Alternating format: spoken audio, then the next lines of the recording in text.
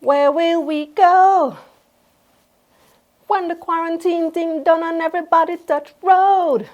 Nowhere. Nowhere. It's too expensive outside. Oh my gosh, everything gone up, including airfare. I'm Kalila Reynolds, founder and CEO of Money Media, Money News Made Simple.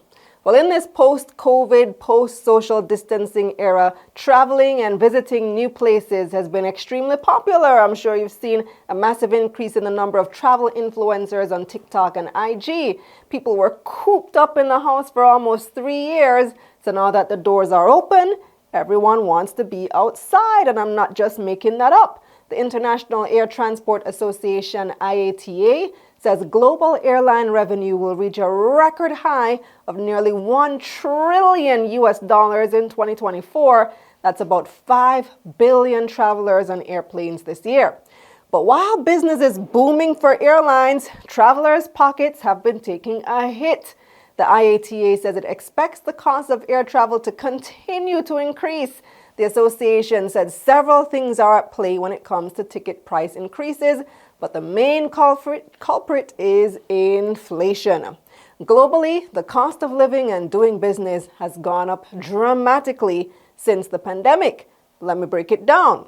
So, airline ticket prices have been going up ever since travel became a thing again in 2021.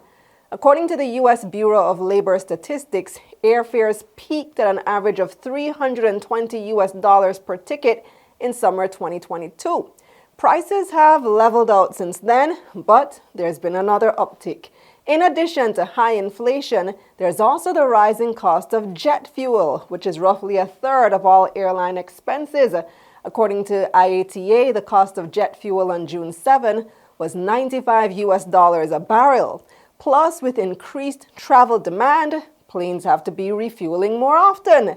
Plus, there's a global push for the aviation industry to decarbonize. But the jet fuel alternative, sustainable aviation fluid, is limited, so airlines have to fight over who gets it. And then the pandemic also caused a slowdown in the production of new planes.